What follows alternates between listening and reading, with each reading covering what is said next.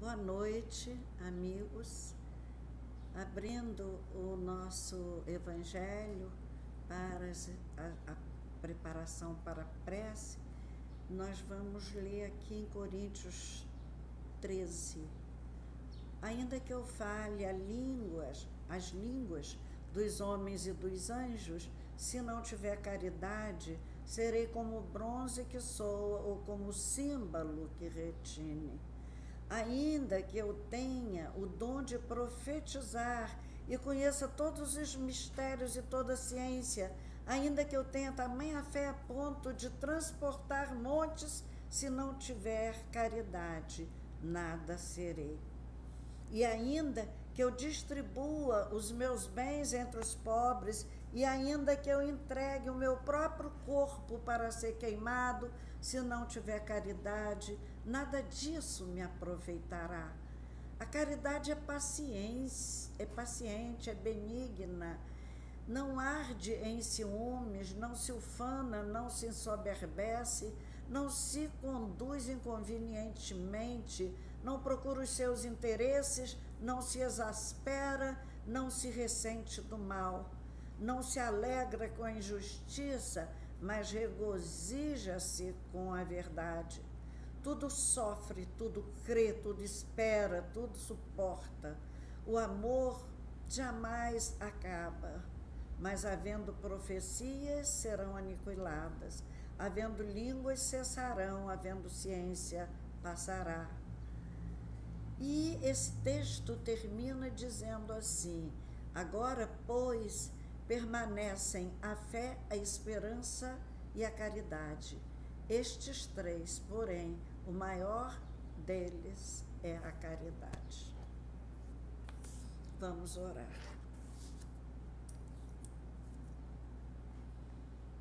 Senhor Deus, nós te agradecemos, Senhor, a bênção de aqui estarmos ainda uma vez mais e sempre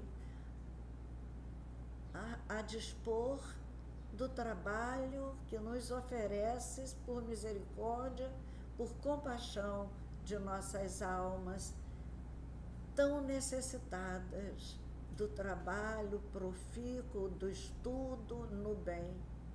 Abençoa esse instante, Jesus, de nossa reunião do Grupo Emanuel. Esteja conosco. Os bons espíritos trabalhadores desta casa possam nos guiar, nos orientar nas tarefas dessa noite. Que assim seja.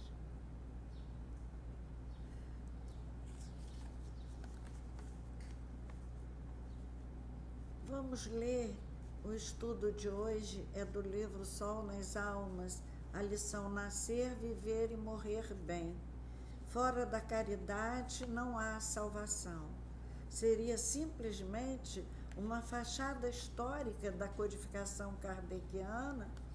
A resposta negativa surge automática.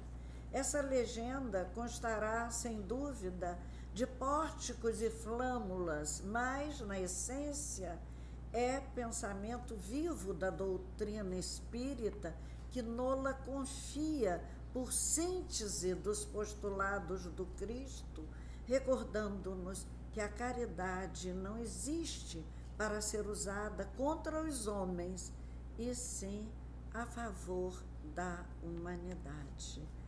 A caridade é para servir a humanidade. A gente se lembra aqui da parábola das ovelhas e dos bodes, quando Jesus diz que o Senhor separa as ovelhas dos bodes e chama as ovelhas a si, os bodes não podem ir, porque aí diz o Senhor: tive fome e me deste de comer, tive sede e me deste de beber, estava nu e me vestistes.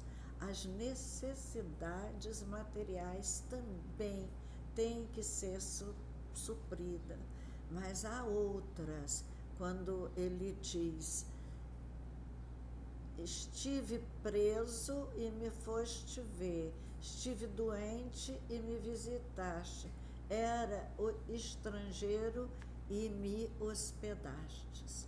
E são outras formas de caridade. A caridade de estar junto daquele que errou é a caridade espiritual. A caridade de visitar um doente é a caridade da relação social que o homem deve estabelecer com os seus conterrâneos, aqueles que vivem em torno dele. E a caridade da hospedagem é a caridade daquele que abre o seu espaço, o seu coração, para abrigar junto de si os que estiverem desabrigados. Paulo nos alerta assim: e não vos esqueçais da hospitalidade, pois por ela, sem o saber, alguns hospedaram anjos. Né?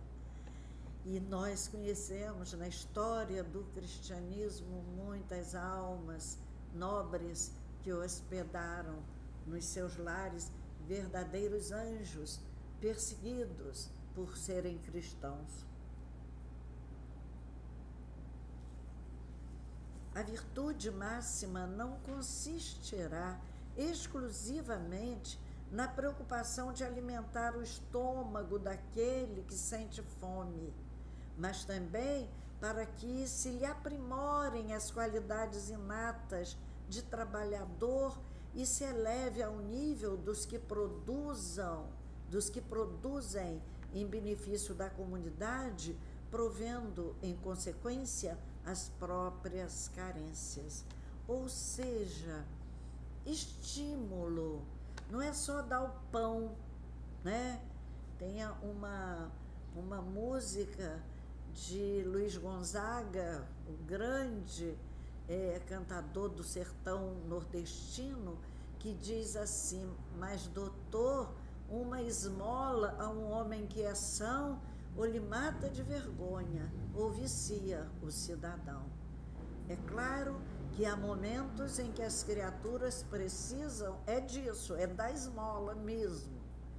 Mas a esmola não pode ser uma coisa constante. O que uma casa espírita deve prover é justamente a elevação dessas criaturas na sociedade em que vivem, também para que se lhe aprimorem as qualidades inatas de trabalhador.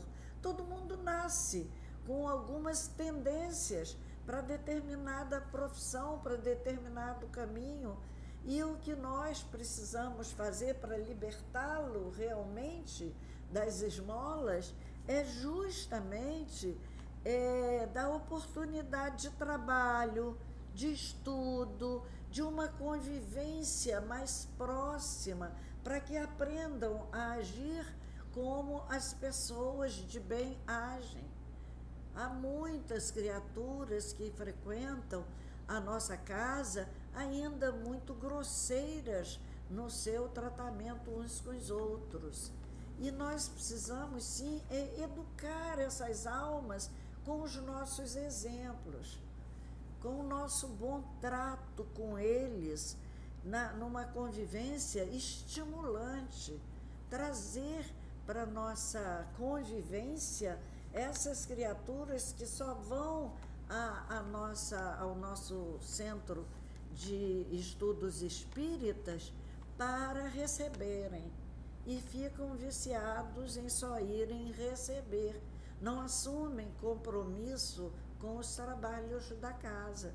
Todos estamos somos iguais em importância, e às vezes há criaturas que são muito melhores do que nós e que estão relegadas a uma condição de pedintes, quando nós podemos estimular nessas criaturas as suas possibilidades de trabalho.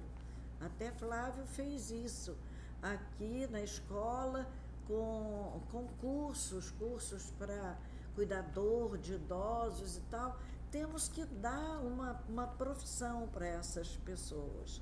Não atenderemos ao sublime princípio apenas induzindo o companheiro de alma entorpecida no ateísmo ou na indiferença a cultivar o facho ardente da fé nos poderes superiores que governam a vida, e sim, igualmente, a cooperar com ele no desenvolvimento do raciocínio, ajudando-o na aquisição do discernimento justo à frente do bem e do mal, de modo a não desertar da responsabilidade de viver, sentir, falar e atuar perante as leis divinas. Ou seja, não é a gente fazer proselitismo e querer trazer as pessoas para a nossa fé. O espiritismo, que eu acho grandioso no espiritismo, é justamente não fazer proselitismo. Quando eu era criança, as religiões iam muito para as ruas.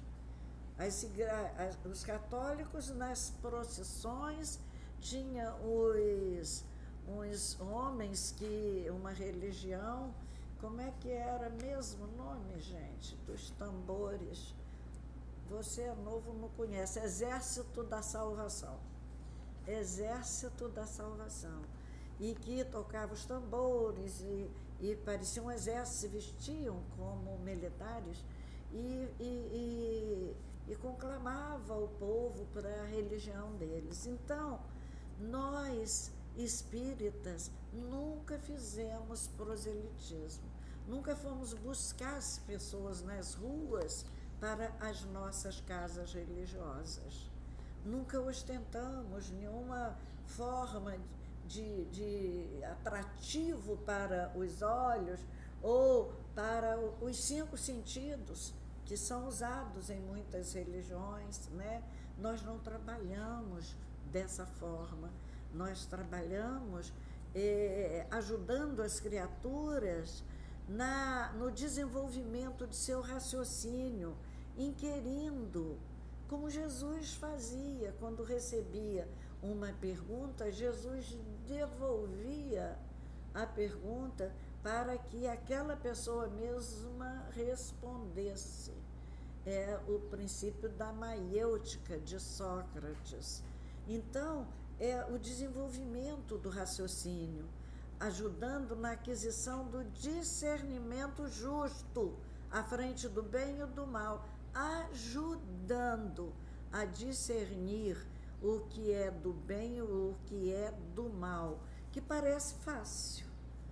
Em muitas ocasiões parece fácil, o bem e o mal. Parece fácil a gente distinguir o bem do mal, mas não é fácil, não é fácil. Em movimentos políticos que a gente separa muito o que é bem e o que é mal, e às vezes meio que defendendo o nosso ponto de vista e causando polêmicas e brigas que não levam a nada, nada. A questão é saber ajudar as criaturas na aquisição de discernimento, um discernimento dela, para que ela separe o que ela pode entender por bem a cada etapa da sua vida. Nem sempre o que eu achei que era o bem na minha juventude é agora, muito pelo contrário. Há muitas coisas, eu cedi meu tempo, eu cedi minha voz, eu cedi meu raciocínio, minha lógica, meus conhecimentos, e eram fogos fatos da vida, que a gente não, quando olha, já se apagaram. Então, ajudar as pessoas a discernir o bem do mal é uma tarefa para quem tem bom senso, quem tem clareza, quem tem um juízo, um tino maior para levar as criaturas a equiparar uma coisa da outra, a separar o joio do trigo, porque durante muito tempo, o joio e o trigo se confundem e nós não sabemos separar o joio do trigo. Assim, nossa mocidade, na minha principalmente, embora muito bem orientada, muitas vezes a gente resvala e compra o joio por trigo. Não percebemos as diferenças sutis, não olhamos essas sutilezas que podem ser vitais para a nossa percepção, ainda que pequena, né? Eis a razão porque a tarefa primordial do Espiritismo não se fundamentará em condenar tacitamente os erros dos outros, mas ergue-se em instituto natural de orientação e corrigenda, inspirando-nos a acertar sempre, mais com a verdade que nos fará livres da ignorância. Então, a razão que é a nossa, por que a razão é a nossa tarefa primordial no Espiritismo? E ela não se fundamentará nessa condenação tácita dos erros dos outros. E nós estamos sempre procurando isso, enxergar os erros dos outros, talvez para justificar os nossos próprios erros, mas a razão, né, porque a tarefa primordial do Espiritismo não se fundamentará em condenar tacitamente os erros dos outros, mas ergue-se em instituto natural de orientação e corrigenda. O Espiritismo é esse instituto natural de orientação e corrigenda. Por quê? Porque explica a lei divina para nós, porque nos abre um leque imenso em que vislumbramos o processo reencarnatório como uma messe de luz nos nossos destinos, como um facho luminoso para clarear, enfim, a nossa vida pelos erros que cometemos e as orientações doutrinárias para que acertemos em outras reencarnações, que não sejamos presos de ilusões daqui da Terra, de ideais falsos, de ideias infantis, pueris. Então, o Espiritismo nos abre as portas do conhecimento da verdade. Por isso se intitula o espírito coordenador do movimento espírita universal de espírito de verdade. É a verdade que nos libertará. Conhecereis a verdade e a verdade vos libertará. Então, o Espiritismo nos faculta possibilidades de conhecermos a verdade. Nunca na história da humanidade uma religião abriu um leque tão imenso para o conhecimento da verdade libertadora.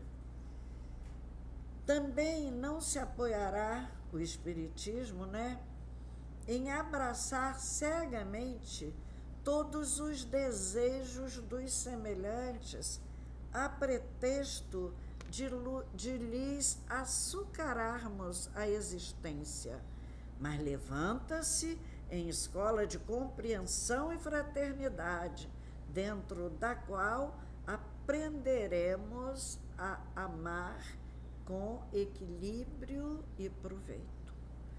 Ou seja, um certo equilíbrio em nossa convivência social, para que a gente não aplauda os erros das criaturas, para que a gente não açucare a existência alheia com os nossos aplausos e elogios aos erros que as criaturas cometem. Então, o equilíbrio na convivência social, nem excluir os que estão equivocados momentaneamente, porque é outra tendência que a gente tem.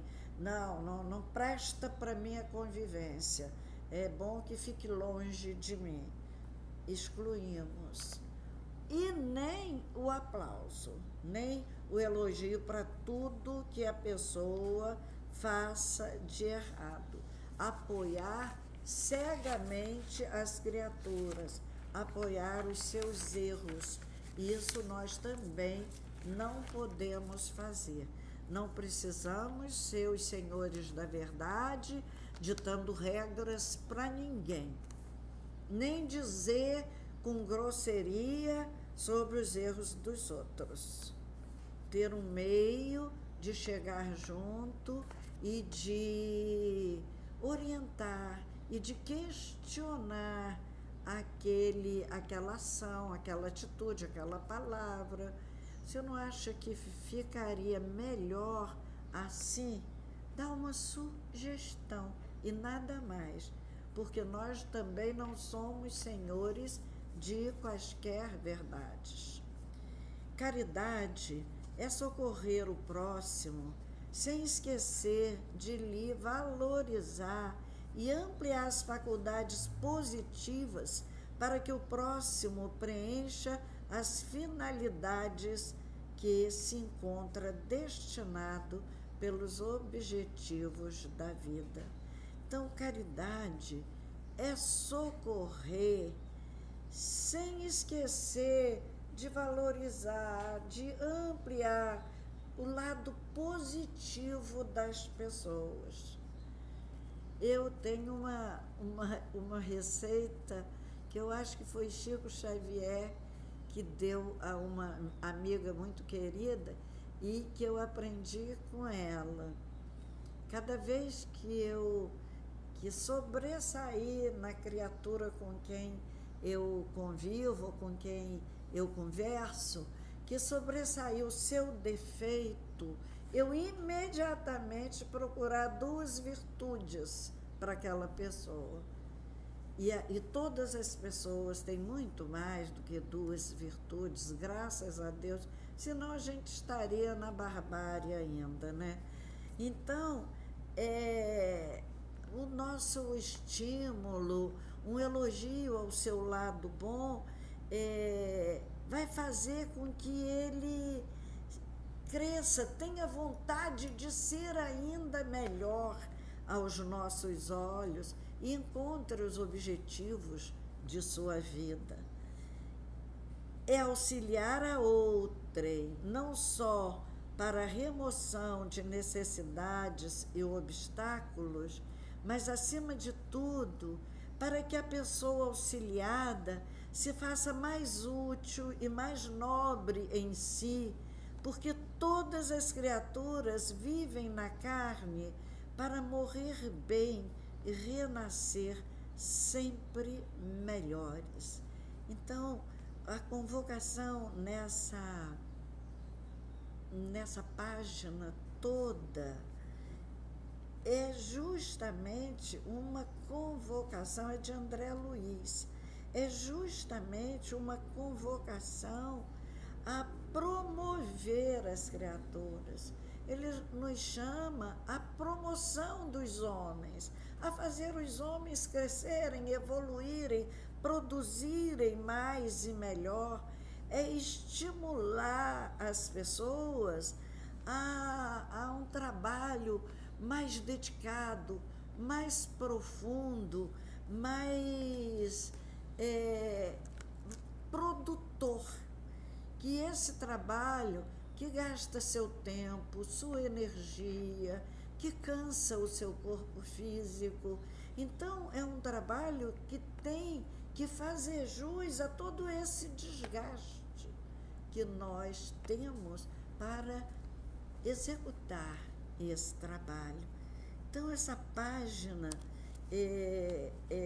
aqui termina só dizendo assim: tal é a lei. Uma conclusão rápida e curta sobre o fora da caridade não há salvação. E realmente não há salvação, porque se tivermos toda a sabedoria, mas não tivermos caridade, de nada vai nos adiantar. Se tivermos todo o conhecimento e não tivermos caridade, também de nada vai nos adiantar.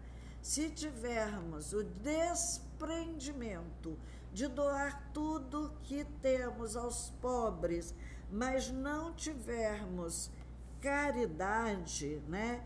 Esse total desprendimento material, renúncia à vida, não for feito com amor, com caridade, não vai nos adiantar.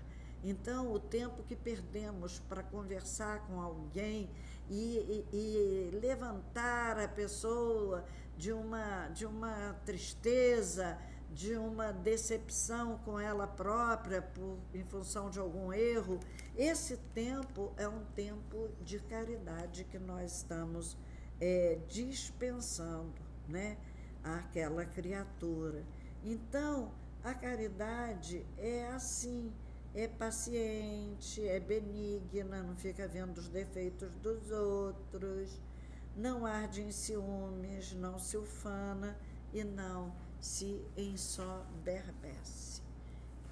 Era essa a nossa página de hoje. Vamos então orar, agradecer a Jesus pela chance que Deus nos deu de, mesmo sem estarmos presencialmente juntos, sem nos podermos abraçar e desejar um feliz ano novo para todos, nós estamos podendo estar juntos virtualmente. A tecnologia avançou muito antes que essa grande dor nos surpreendesse. Assim é o nosso Pai que está nos céus. Vamos orar a Ele. Pai nosso que estás nos céus, santificado, Senhor, seja o vosso nome. Venha a nós o vosso reino. Seja feita a vossa vontade, assim na terra como nos céus. O pão nosso de cada dia dá-nos hoje, Senhor. Perdoa, Pai, as nossas dívidas, como perdoarmos aos nossos devedores, e não nos deixes cair na tentação. Livra-nos, Senhor, de todo mal, porque teus são o reino, o poder e a glória, que assim seja. Obrigada, Senhor Jesus, pelo ano que se finda. Sustenta-nos, Mestre Augusto, no ano que se inicia, dando-nos resiliência, calma, paciência, muita resignação, muita tolerância e, sobretudo, muita paz nos nossos corações. Muito obrigada. Feliz Ano Novo a todos.